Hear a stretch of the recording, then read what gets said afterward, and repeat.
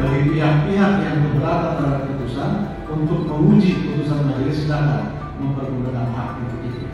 Penuntut umum masih berpikir-pikir. Dengan demikian, putusan dalam perkara ini belum inkrah atau belum mempunyai kekuatan hukum tetap. 3 Majelis Hakim Pengadilan Negeri Surabaya, Rintuah Damanik, Heru Hanindyo, dan Mangapul, sudah beberapa hari ini namanya ramai menjadi perbincangan banyak orang usai memvonis bebas Ronald Tanur dalam kasus tewasnya Dini Sera Afrianti. Dini, yang merupakan kekasih Ronald Tanur, tewas usai diduga mengalami tindak kekerasan yang dilakukan oleh Ronald Tanur. Keputusan ketiga hakim yang memberikan vonis bebas terhadap Ronald Tanur dinilai kontroversial oleh sejumlah kalangan.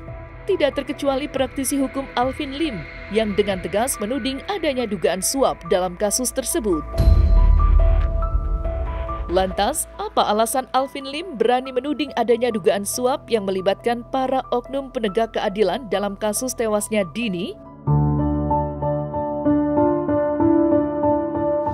Kalau saya melihat dari fakta-fakta persidangan ya, fakta-fakta persidangan jelas bahwa dia itu datang ke karaoke, cekcok di sana dan kena ke mobil, keseret sampai 12 meter seperti itu.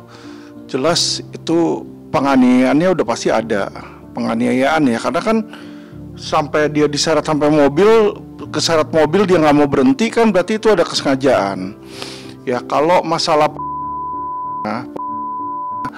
ya mungkin kita nggak tahu apakah memang nggak direncanakan ada di tapi karena dia cekcok dan seketika itu terjadilah pemikiran untuk menganiaya sehingga akhirnya akibat penganiayaan tersebut nggak lama kemudian ya orangnya di situ. Jadi kalau dilihat memang ini bukan penganiayaan berencana, bukan berencana di situ ya. Tetapi ini harusnya masuk ke pasal penganiayaan yang menyebabkan kematian. Ini yang harus didalami oleh kejaksaan. Jadi karena pasalnya ini hakim nggak bisa memilih pasal. Hakim itu hanya mendapatkan pasal dari apa yang dijabarkan dalam tuntutan. Jadi gini, walaupun pasalnya ini kita duga adalah pasal yang salah ya, sengaja dimasukin. Ini mafia hukum nggak bekerja sendiri. Kalau menurut saya, kalau memang kita menduga ada tangan mafia hukum bekerja, ini nggak bekerja sendiri. Kenapa? Jadi dari jaksa sudah sengaja dibikin pasal yang salah, sehingga hakim nggak bisa memutuskan dengan pasal yang seharusnya diputuskan, sehingga divonislah itu bebas. Tetapi biasanya pun kalau ada terjadi seperti itu, ini tidak mungkin tanpa ada dugaan suap. Ya, karena kalau kita tahu orang-orang yang namanya ada mayat pasti mereka cari kambing hitam. Jadi nggak mungkin bisa dilepaskan sebegitu aja. Kalau sampai hakim ada melepaskan, berarti hakim itu diduga ya menerima suap dan itu harus diperiksa. Karena hakim ini kalau saya lihat ada beberapa rekor dia sebelumnya itu juga pernah melepaskan hal yang sama, yaitu dia menyidangkan kasus Kanjuruhan, sempat dilepaskan juga yang di Kanjuruhan itu, sama melepaskan penjahat yang sudah menipu 43 miliar ya. Jadi sudah ada rekor-rekor bahwa memang ini adalah hakim yang kelihatannya hakim yang mencong di situ. Nggak bisa ada langkah hukum lagi karena sebuah perkara tidak bisa disidangkan 2 kali, Bu. Ya, jadi kita ada asas yang namanya nebis in idem. Sebuah perkara tidak dapat dituntut 2 kali. Jadi kalau sudah melalui penuntutan dia nggak bisa ganti pasal lagi, rubah lagi dengan kesalahan yang sama diadili lagi, nggak bisa. Jadi disinilah kesalahan jaksa ini dipakai untuk menjadi benefit bagi si terdakwa untuk lepas. Dugaan opini saya pasti, karena kenapa? Ini kita melihat yang dilepaskan ini adalah seorang anak anggota DPR ya. Jadi seseorang yang punya kekuasaan dan seseorang yang punya uang, dan tidak mungkin jaksa itu ya, kita ngomongin jaksa yang udah sering bersidang, masa bisa salah penerapan pasal? Kan lucu sekali gitu. Dia udah tahu bedanya penganiayaan sama dia udah tahu. Masa harus saya ajarin sih? Kan mereka jaksa-jaksa itu lebih pintar lah. Karena kita juga tahu bahwa oknum itu bukan hanya di jaksa dan di hakim. Biasanya kalau kerjasama ini udah jaksa, hakim sama pengacaranya. Jadi ada juga kita bicara oknum ya Bu ya, oknum pengacara itu yang nakal. Jadi harusnya dia membelain korban, tapi dia disogok sama pihak lawan, jadi dia tutup mulut aja. Jadi nggak banyak berbicara di situ. Nah itu sering terjadi. Sebetulnya kalau pada umumnya para praktisi hukum melihat satu insiden ini sangat surprise ya. Berani banget itu bahasanya tuh, berani banget. Karena di era yang sangat viral akhir-akhir ini ada satu institusi hukum ya di Surabaya ya berani mutus yang memang berlawanan dengan pendapat umum. Artinya mungkin ada di situ yang harus diperhatikan adalah satu, hasil visum. Hasil visumnya apa? Dia kematian tidak wajarnya karena apa? Yang kedua, dari fakta persidangan, jaksa kok bisa gagal membuktikan bahwa dan meyakinkan hakim bahwa ini memang dan pantas diganjar 12 tahun. Tim Kejati Surabaya Jawa Timur mesti mereview ya, karena kenapa ini, apa timnya kurang solid atau memang materinya agak kurang atau ada penyebab ekstra lainnya ya kan, kita nggak tahu. Secara tidak langsung di Indonesia pengaruh politis atau pengaruh ya namanya uang ya kemungkinan selalu menjadi faktor utama ya. Jadi kalau misalnya ada putusan ini yang berbeda dengan pendapat umum, pasti nih duitnya gimana, stop, jangan melulu ke arah situ dulu, tapi kita mesti teliti dulu. Yang tadi yang saya bilang, visumnya kita periksa, pertimbangannya kita periksa, kita cek dulu putusannya kayak apa nih, ceritanya kayak apa, tanya sama yang orang ikut sidang, kita telaah. Karena kenapa? Jaksa artinya tidak bisa meyakinkan majelis hakim untuk sesuai dengan dakwaannya. Malahan berbalik 180 membebaskan, artinya seluruh argumentumnya jaksa nol. Artinya tidak terbukti sama sekali bahwa terdakwa itu melakukan apa yang dituduhkan. Itu konyol ini. Saya sangat-sangat marah kepada apa? Kepada hakim yang telah membebaskan Ronald, di mana kita tahu Ronald Tanur itu telah melakukan penganiayaan mengakibatkan kematian bagi seorang wanita bernama Dini Sera Alfrianti. Dan kasus ini sudah berjalan hampir 9 bulan dan dia sudah ditahan itu di Polrestabes Surabaya.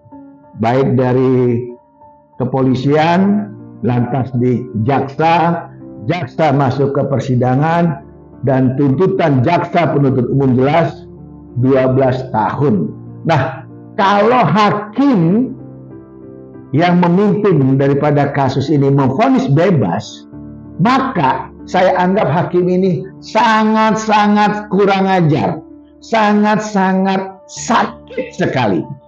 Karena kalau ada korban kematian yang mati, kalau pelakunya dibebaskan, jadi yang melakukan penganiayaan, ada korban, itu siapa? Coba pakai akal sehat kita. Ingat, kalau namanya pidana, itu kan ada hubungan kausalitas. Yang melakukan dan yang jadi korban. Nah, kalau yang melakukan dibebaskan, nah, yang untuk korban ini bagaimana? Siapa yang melakukan perbuatan sehingga melayangnya korban seorang wanita sampai mati? Ini miris kita melihat kejadian ini.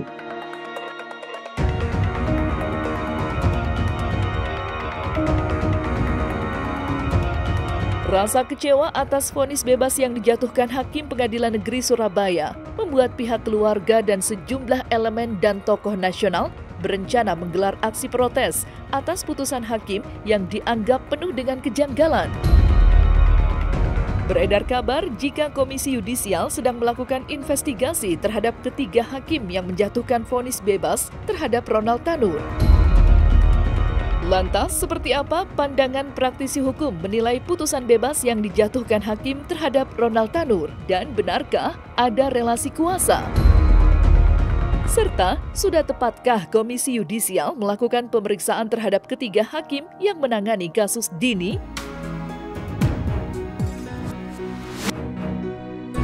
Kalau saya lihat, itu adalah aksi yang percuma. Ya, mereka harus bisa melihat bahwa awal ini berasal dari kejaksaan. Perbuatan melepaskan seorang terdakwa nggak bisa cuma hakim aja. Pasti ada campur di dalam tangannya jaksa. Kalau jaksanya itu hebat, jaksanya itu kuat, dan jaksanya itu sudah sangat lengkap, nggak mungkin hakim akan melepaskan. Kecuali memang sama jaksanya skrupnya dibuat kendor di situ. Jadi memberikan jalan untuk hakim untuk memutuskan bebas. Satu-satunya langkah adalah jaksa mengajukan kasasi. Ya, jaksa mengajukan kasasi. Tapi kalau jaksa mengajukan kasasi, maka tinggal dari keberanian hakim MA. Berani nggak dia memutuskan ultra petita? Ultra petita itu adalah putusan yang melebihi dari tuntutan. Jadi dia bikin sendiri, milih sendiri pasalnya, milih sendiri deliknya di situ. Ya, itu bisa.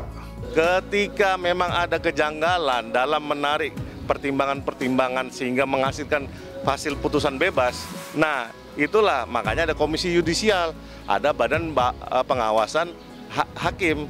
Di situ yang bisa kita lihat apakah ada suap, apakah ada yang lain-lainnya. Itu wajar kalau orang kaget ya. Pertama, saya juga kaget. Nah, tapi kita juga nggak boleh kayak anak kemarin sore mengomentari tanpa melihat dari berkas perkara. Jadi kalau saya lihat itu sebenarnya sia-sia aja. Karena Komisi Yudisial itu tidak bisa merubah vonis. Ya, yang mereka bisa lakukan hanyalah memberikan hukuman jika melanggar etika. Jadi wajib hakim nih, terutama Bawas, Badan Pengawas Mahkamah Agung, Komisi Yudisial, KPK juga, Komisi 3 DPR RI, wajib dipanggil nih bagian hukum orang-orang hakim model kayak begini. Persidangan adalah mengharapkan satu keadilan, namun ternyata perilaku hakim yang membebaskan pelaku penganiayaan yang menyebabkan kematian itu malah dibebaskan. Saya rasa ini wajib diselidiki. Jadi kalau pasal yang ada dalam tuntutan, ya hakim nggak bakal bisa memvonis. Seharusnya tetap harus ada hukuman di situ, ya. Harus tetap ada hukuman, dan jaksa pun kalau memang melihat bahwa pasalnya salah, harusnya mereka membenarkan di situ, ya. Maksudnya membenarkan dalam hal mengkoreksi, ya, di sana. Dan kalau kita lihat bahwa hakim PN ini sudah dipanggil sama pengadilan tinggi untuk diperiksa dan nantinya sama MA, tapi akan sangat sulit kalau korbannya tidak membuat aduan. Jadi kalau Komisi Yudisial itu nggak bisa serta-merta memeriksa hakim tanpa adanya aduan. Jadi harus ada aduan, disitulah nanti mereka akan memeriksa apakah hakim itu sudah benar atau sudah salah, ya. Tapi yang bisa diperiksa pun hanyalah etikanya aja. Jadi maksudnya adalah kewenangan dari memutus itu sampai sekarang ini hakim punya independensi. Jadi kalau misalnya dia memutuskan salah sekalipun, belum ada tindakan, belum ada disiplinary, belum ada hukuman yang bisa menghukum hakim tersebut. Itu sudah pasti. Walaupun mereka mengelak, ya, tapi kita tahu nggak mungkin tiga-tiganya datang bersamaan katanya nggak ada urusan apa-apa, nggak mungkin. Ya, itu pasti dipanggil karena pengadilan tinggi dan MA pun butuh keterangan dari mereka untuk nanti menjawab pers. Ya kan, yang namanya ini kasus sudah viral kan pasti mereka akan ditanya dong, pengadilan tinggi ditanya, MA ditanya. Sedangkan pengadilan tinggi nggak tahu apa-apa, ya, makanya mereka panggillah hakim-hakim tersebut untuk memberikan keterangan.